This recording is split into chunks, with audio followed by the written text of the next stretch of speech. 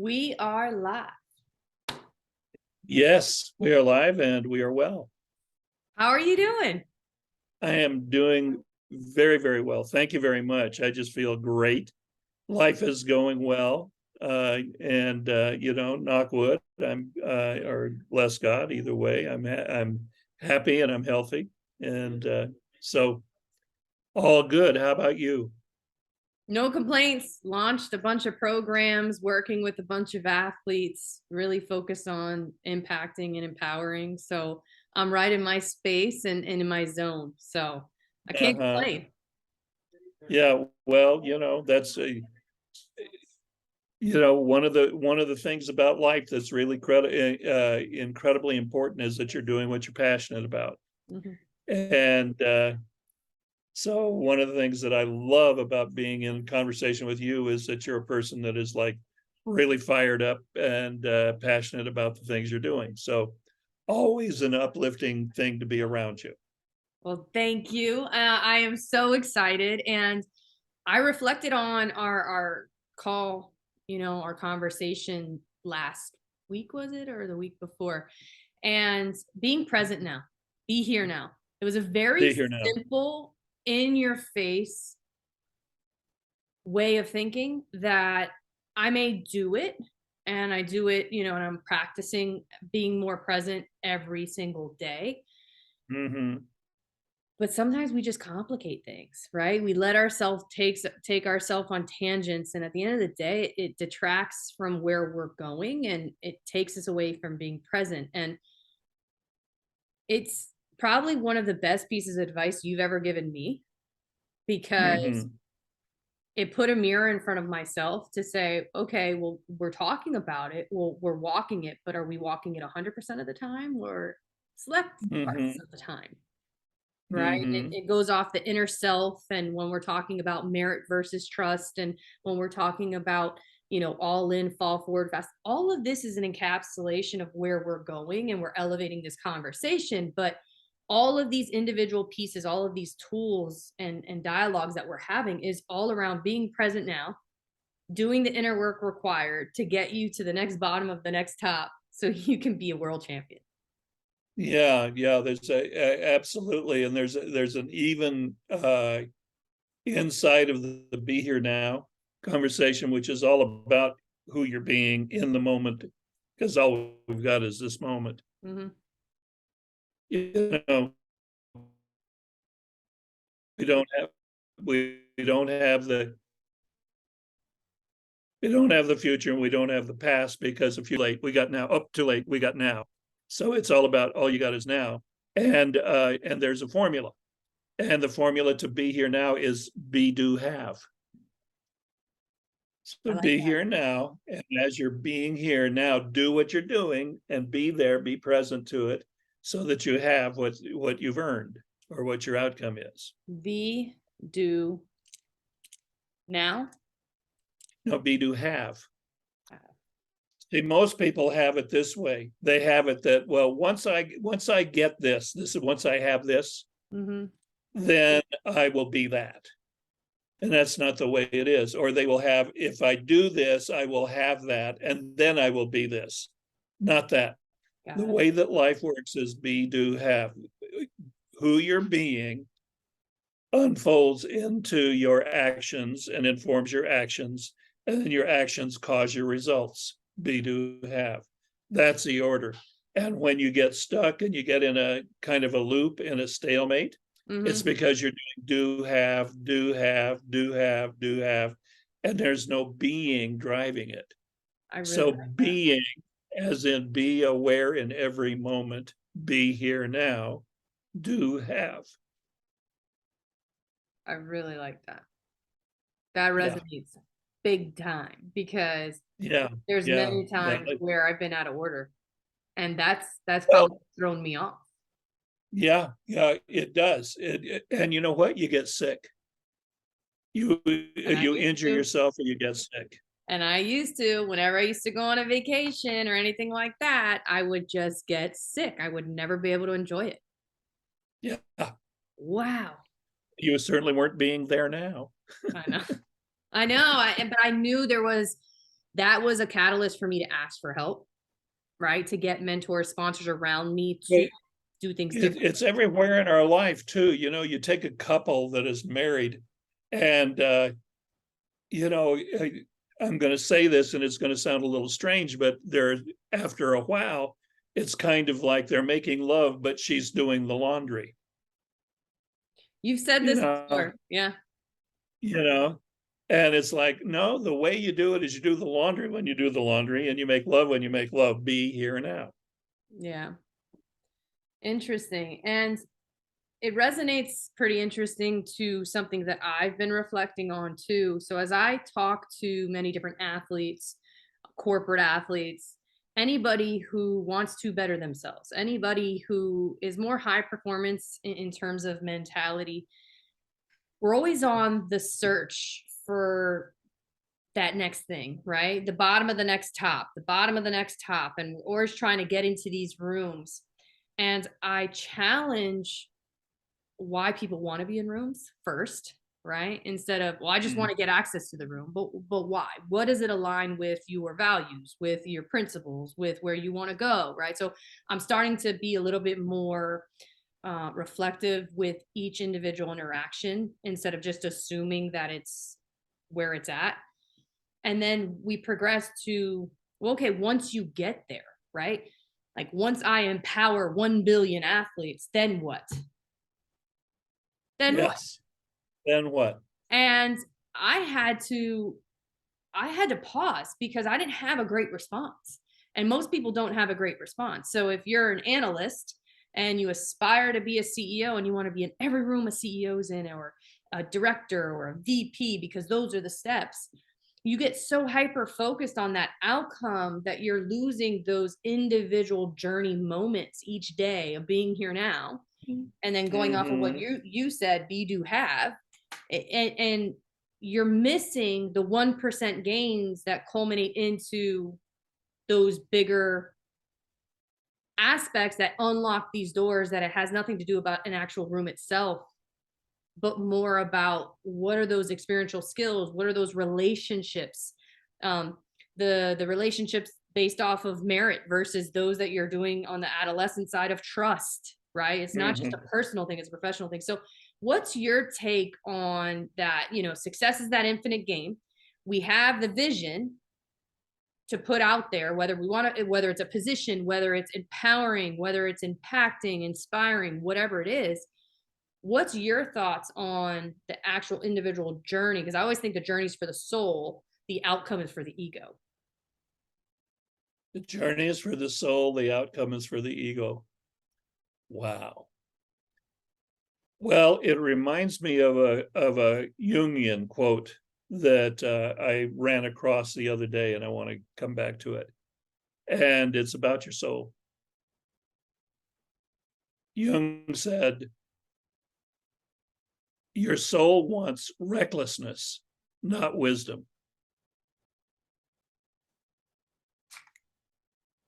Recklessness is part of it, is the excess of courage. So there is, when you take a look at courage, you see that it has 3 layers. It has cowardice, which is the lack of courage. Then there's the tip of the spear, which is courage. And then there's recklessness, which is too much or an excess. And Jung says, your soul wants recklessness, not wisdom. Because if I'm actually functioning in terms of wisdom, I will question myself at every step and I will stop, which will bring me to cowardice. So the soul wants recklessness, not courage, so that you're giving yourself the permission to go over the top, to be a fanatic about it, to be passionate about it, and so on like that. Now, in the realm of be, do, have, like be passionate, be reckless, be over the top. Do is the action. What is the appropriate action to whatever it is that you are engaged in? What is the appropriate action that is related to being? And then, which I'm saying reckless is probably a good place to start, just to get you off your ass.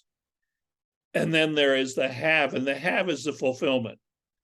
So mostly we tend to have our eyes on the fulfillment of something not all that useful. What there is to be here now in the realm of being, be reckless, be in the action, be here now in the action, doing the action to the best of your ability, so that you actually end up with the result or the outcome or the product, which is fulfillment.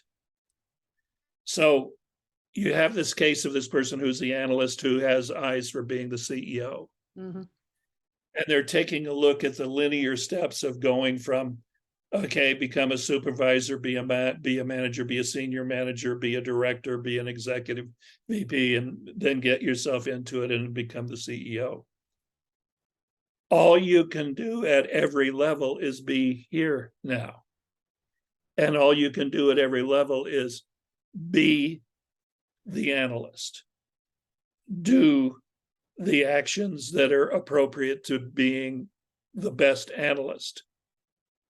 And you will have, and how you'll know it is it'll be acknowledged in the fulfillment.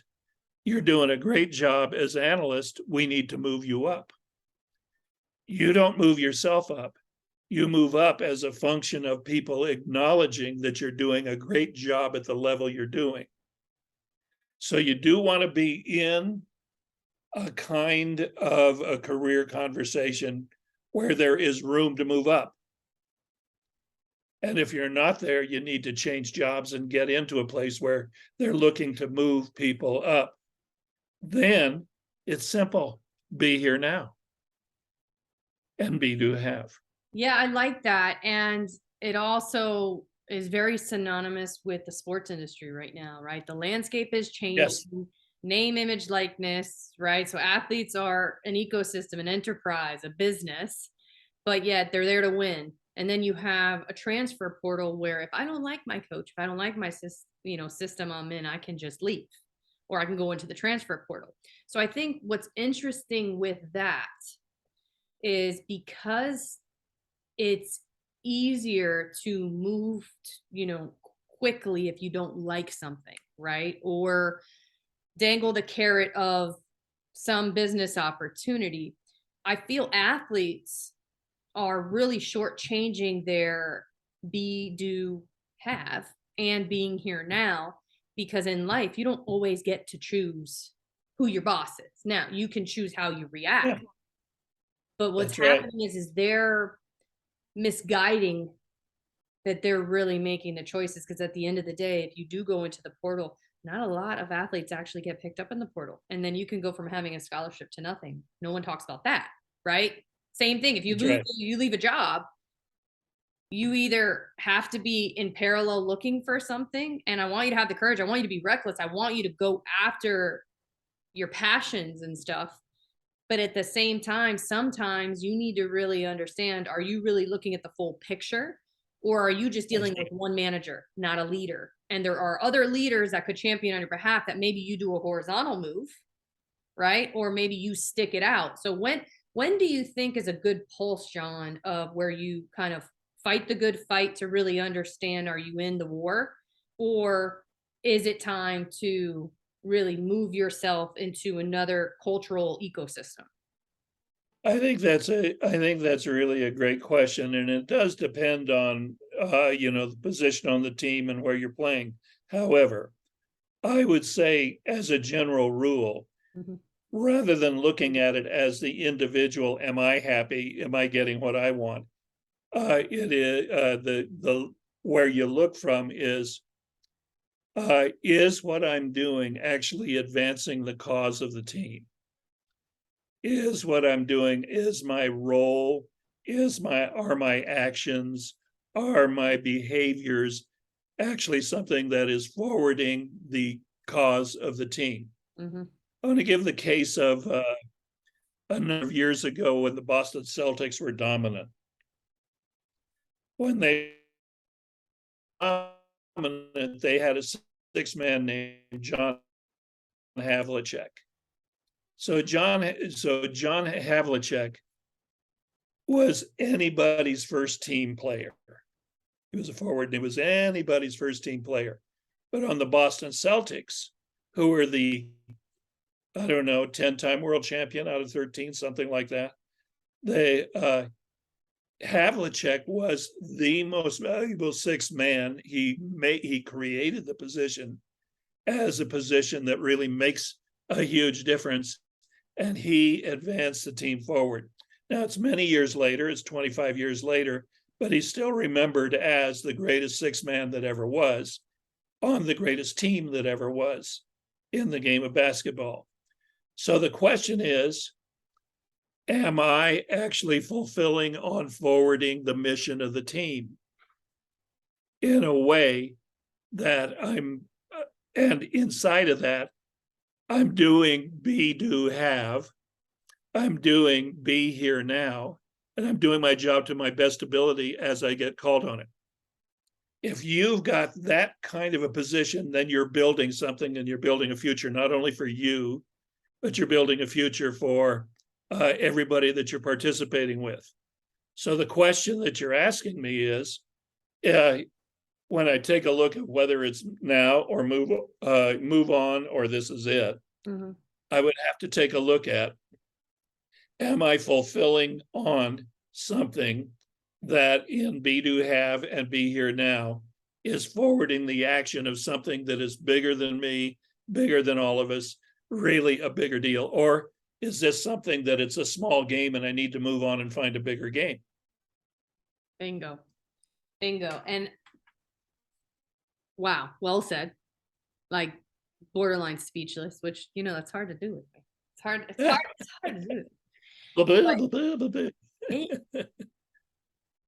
it really resonates. And I think this is such an important conversation, not just to people in sports. I mean, this is like humanity, because a lot of times Yes. I don't think we approach life with that lens. And if it doesn't serve me today, then I need to move to something else. It's the immediate Right. gratification. You don't like me, I've got 20 other people who do. Or, oh, I'll be fine. It doesn't matter. It doesn't matter. Instead of dealing with the present, feeling the feels of it. Like, I will tell you one of the things that hit me pretty hard one time. So when I had the situation with my neck, when I went through like a blackout and kind of had that, short kind of like paralysis through my body, right? The first thing that, I came out of, right, was I've got a PChem test. Don't cut my uniform off and don't call my mom. I wasn't present to the seriousness of what was happening to me. I It was so much bigger, and I was the captain of the softball team. Others were looking at my response, and those were the things I said. Like, so the don't cut my number 3 off was I'm coming back. So don't even worry. I'm going to be here. That was what I was trying to portray, that everything was okay, but it was selfish. It Right. wasn't about the team. It I may have tried to hide it in that way, but it was, I'm coming back because I'm going to ensure that I add my contribution to this team. So it's kind of selfish in nature, right? The PChem test it was selfish in nature, because I always felt like in school I was the jock, and in athletics I was the nerd. So I had to honor that external reputation and make sure that I never made the jock in the smart class look bad. Like, I put that upon myself like some badge of code I had to wear, right? And don't call my mom. Well, how selfish can that be when I have a unit that cares about me? And by not telling her, it'd probably be worse, which, they're not going to not call my mother, right? Like, I can't just do all this stuff on life by myself. You bring others with you on the journey, but I was so selfish in my thinking and process of control that I wasn't present to the fact that, will you be able to walk again? Have you broken your neck? Has your life fundamentally changed as you've known it? Do you get to walk again? I didn't think about those things at all, because I was so focused on, oh, I'm going to be back in like 2 weeks. Like, Yeah. so Yeah. when you get kicked down, Yeah. Definitely surviving. yeah, right. I You was in know, survival mode. definitely surviving. Definitely wanting to dominate the situation in order to kind of overcome. And so like going back to those really not really useful stuff, That's always going to be there. you know. That has no And value in anything. what was your line about recklessness versus ego, or what did you say a minute ago? What do you mean reckless versus ego? You know, you said something and you said it's this, but it's not the ego. And you used the word reckless. It was a quote that you had. No. I said Little, that like, little, the journey is for the soul. The uh, outcome is for the ego. oh, the journeys for the soul, the outcomes. So, okay, there it is. So you were doing outcome rather than journey for sure. No doubt. No doubt. And I think what happens for athletes, and it resonates really well for me, was when I say feel all the feels, I'm coming from a place where I didn't do that extremely well. So I know the power of when you get knocked down or you get that loss, stay down a second, feel that, absorb that.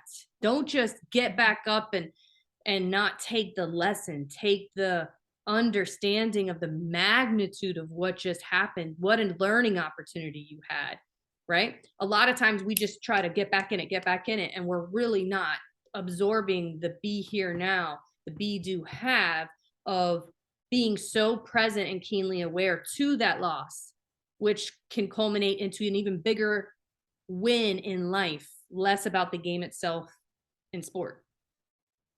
Yeah, and I think it also has to do with taking, like you said, take that moment to get your head straight.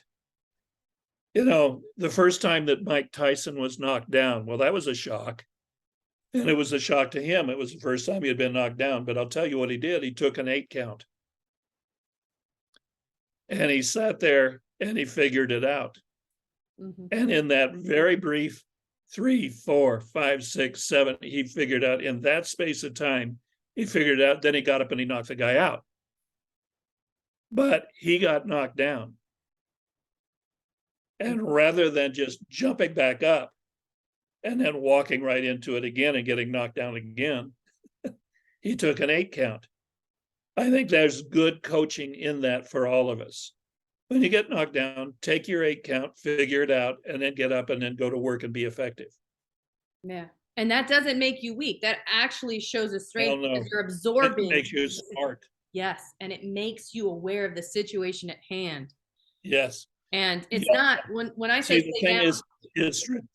is strategic. Yeah. The word strategy is different from the word tactics. It's tactical to jump back up and go right back into the fight. Yeah. And people advise that, by the way. Oh, I know. They really do. But it's strategic to take an 8 count and figure things out, because the word strategy means taking everything into account or consideration.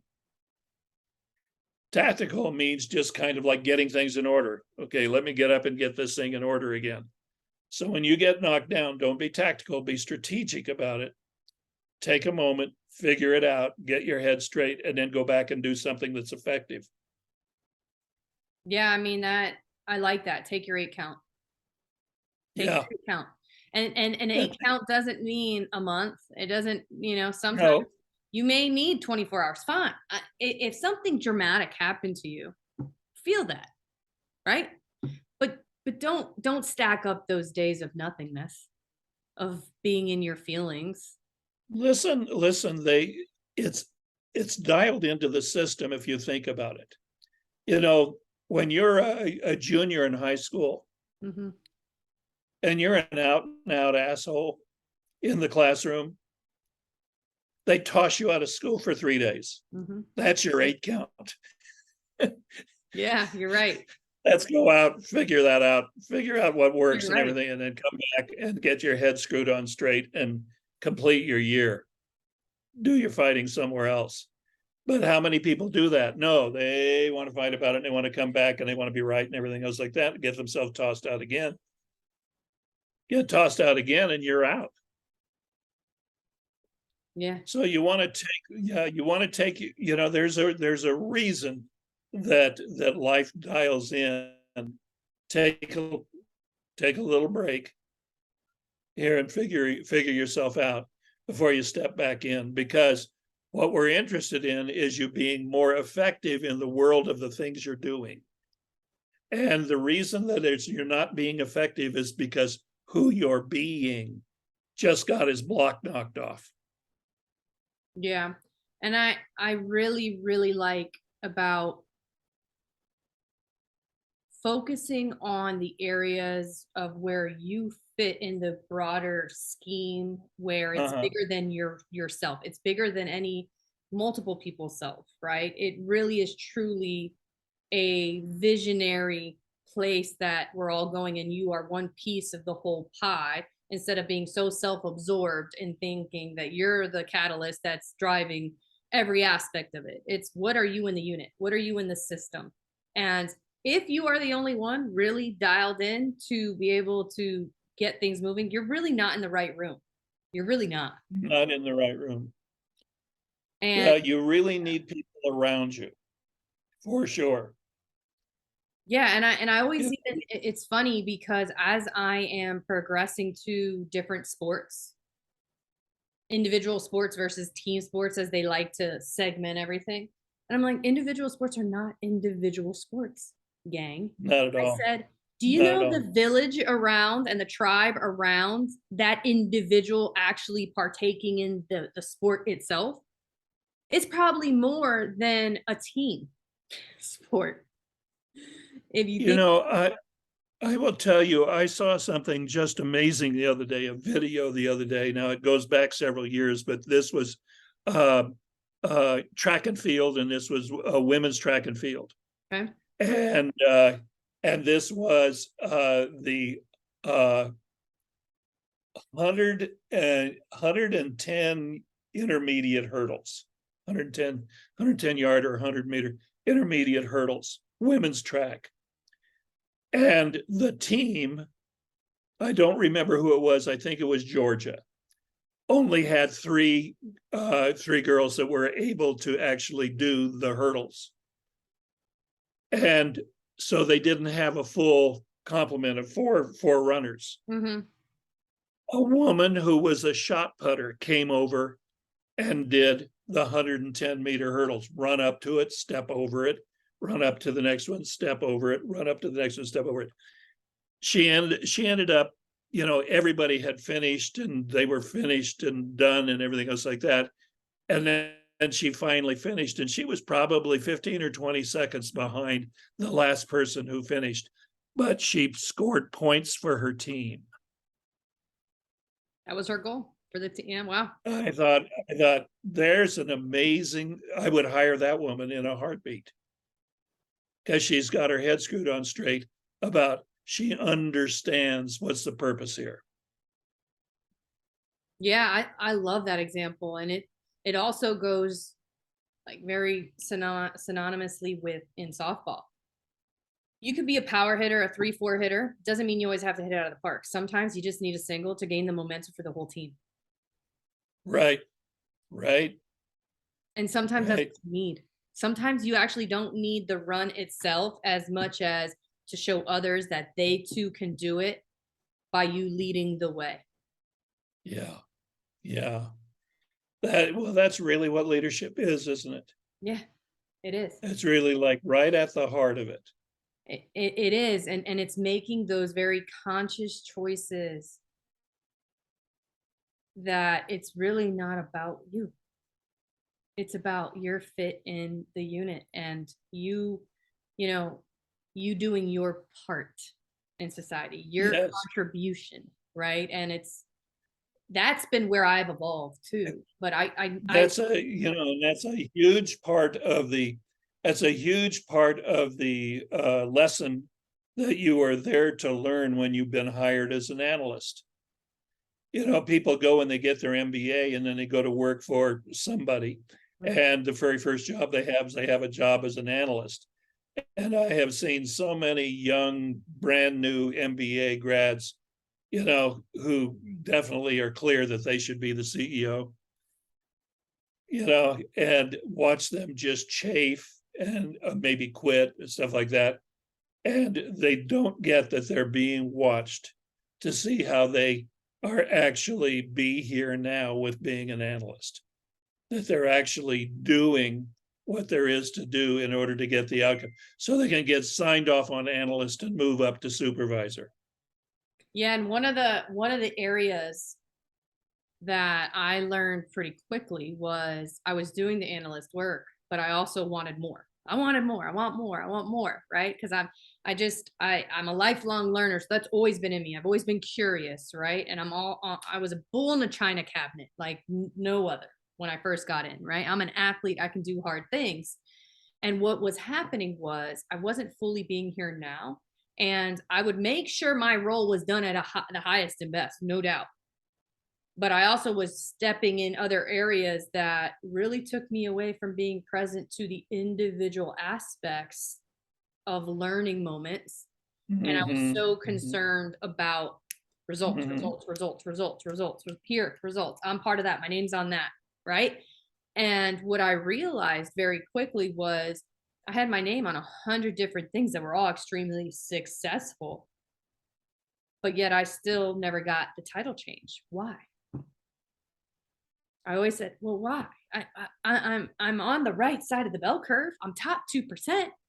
I'm doing all of this stuff, right?" And it became so me, me, me. I'm doing all this. I am great. You're not, right? Like and it was Exactly. funny because my boss wanted to give me a lot of runway, wanted me to experience and be reckless.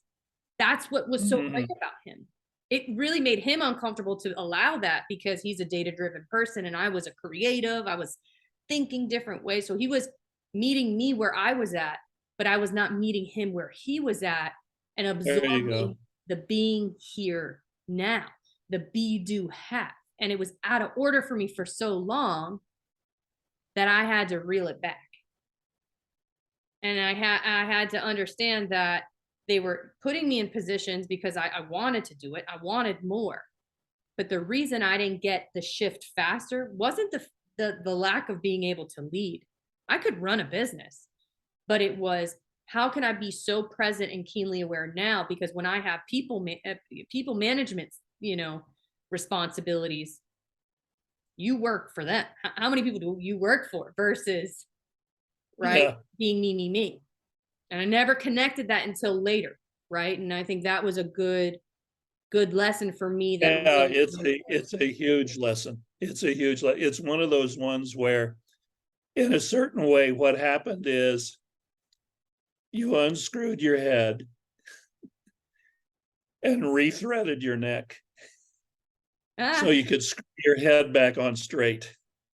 yeah, that's actually interesting And to think and about. while you got the head off, flush it out a little Yeah. and then Yeah. screw your head back on straight. Once people get their head screwed on straight, they usually move forward really quickly, but it is amazing how few people have their head screwed on straight. Yeah. And from the external world, right? Everyone was like, man, you're getting all these opportunities. You're in these rooms, you're getting advancement, you're getting this. And I really wasn't. I was gaining a bunch of No. little things. I was gaining Oh, 20% here, 10% there, 50% here, instead of focusing on that one thing, doing it exceptionally well, taking the lesson, move quick. One thing, doing it exceptionally well, right? I was parallel pathing, I was intertwining, and I was swinging above my weight, man. I was swinging above my weight, but I wasn't taking the lessons with that responsibility. no, it was all ego driven Mm, and survival driven. no doubt. All driven by stage three. I'm great, you're not. I've got the stats to prove it. And Boom. then wondering why you get passed by. I had and I was very fortunate to have a really good mentor and sponsor that really saw me for my inner self from the Mhm, dialogues we had, and mhm, they spent the mhm, time with me, and they mhm, still put me in the positions, mhm. and they wanted me to be reckless. They wanted me to, right, and that they made sure I didn't go off the rails. That were leaders. Like they were leaders because they really helped mold me, but didn't want to change me because they knew that Yeah. that was one of my strengths. Yeah, yeah, they could definitely see your talent and your drive and, all of the things that are, positive in that. And mainly what they were interested in is that you didn't step on your own foot while you're doing it, trip over your own foot while you were there, keep you from that which are the ego-driven parts. So you gotta learn that. You gotta learn and you have to learn the culture.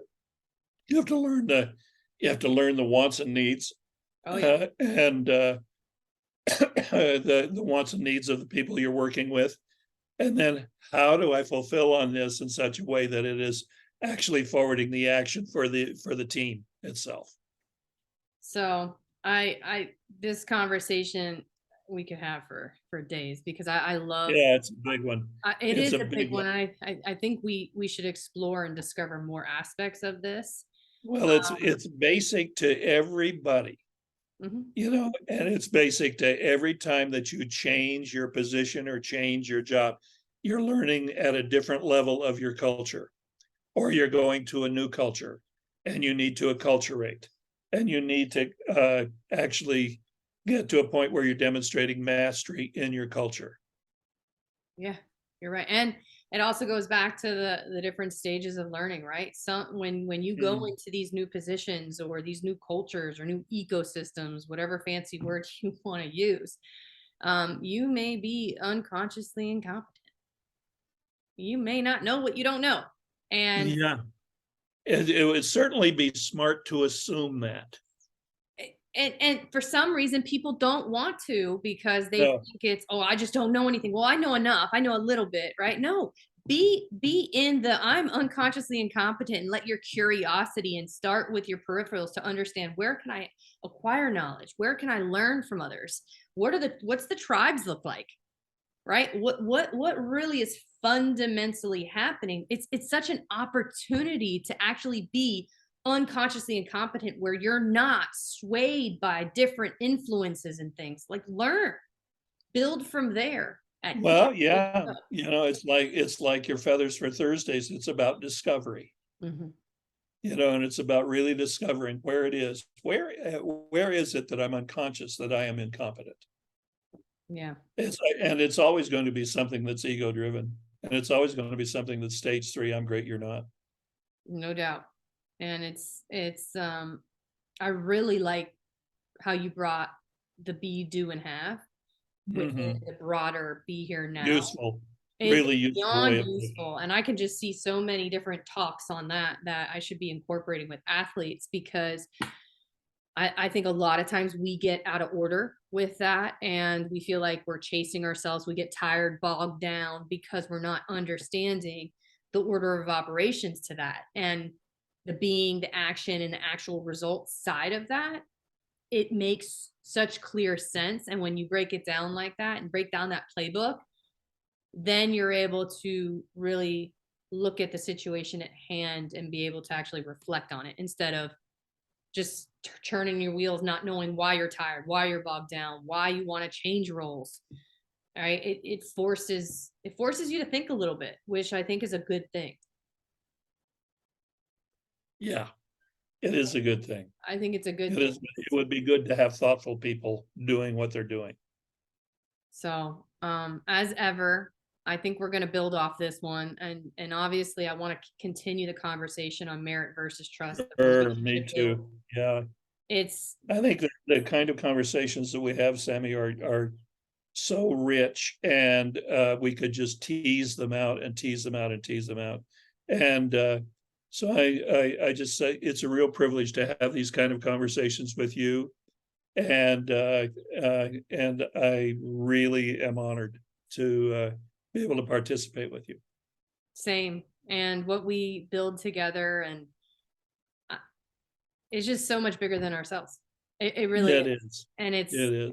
it is a high honor. Number one, to share space with you, but then it also becomes how others are hitting me up about this. And we talked about how this is Mm, going to grow and grow and grow. And nice, I, nice. I see it. And it's it's so exciting, and just letting people in to these types of dialogues is such a Yeah, responsibility, and I think we're really stepping into our capacity here. So it's yeah. I think it's a real opportunity, and if people like this, I'm now saying this through you to who's out there. If you like this is something to first of all put a like on it. Because it actually alters the algorithm and opens it up for other people. That's one thing. And the second thing is, if this is something that is you'd like to share with others or something, by all means, please share and subscribe. absolutely. As ever, I will see you later this week for another episode, and let's keep the dialogue going. Definitely. Okay, my dear. Thank you so much. You take care. Bye. Bye bye.